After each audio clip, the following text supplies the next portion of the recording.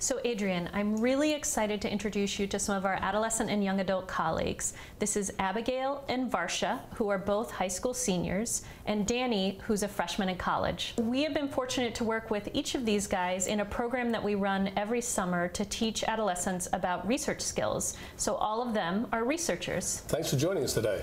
We're talking about bullying. Do you have these issues in high school? I do feel that as I have gotten older, it's a lot more, instead of bullying in person, it's a lot more of online bullying, cyberbullying. So that has definitely become more prevalent. What about you? I guess I also go to a small school, but the experience is a little bit different.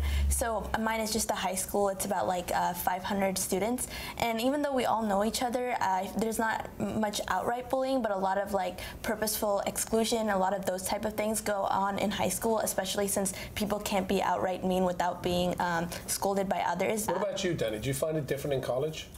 I believe that most of it isn't one-on-one contact. It's usually just a general post towards a certain group, whether it be towards a certain religion or a certain club or ethnic group or someone's sexuality or sexuality in general. Usually it's more of a group attack rather than one-on-one. What do you think the solution to it is? I mean, is it the kids that should get involved? Is it the parents? I mean, is it a collaboration between everybody? What do you think the solution to it is? Our school does a lot of programs to really foster the school community just so people don't feel left out. We have like a specific program for freshmen, so as they're coming in, they're like are sure to make friends. They won't just come in alone, not knowing anybody. We kind of have like through the year socials for them, and also we have a Safe School Ambassador program at our school, so that's been really helpful just so there's some students who know specifically how to work around those situations where people are being like bullied, even if it's not outright. They know how to include those people and how to make them not feel left out, and that's been pretty successful at our school. How close are you to your parents? Because a lot of the time the issue is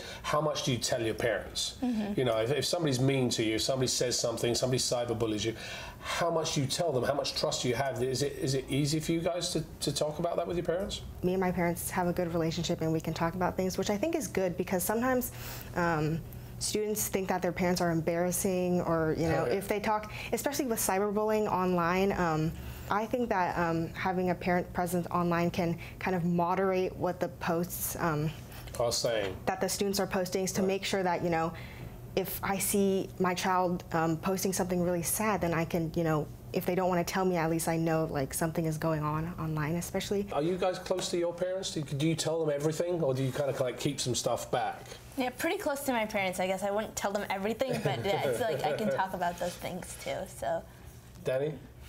Well, typically I don't tell my parents about my online behavior because they don't know how to work it anyways. So see, there's the answer.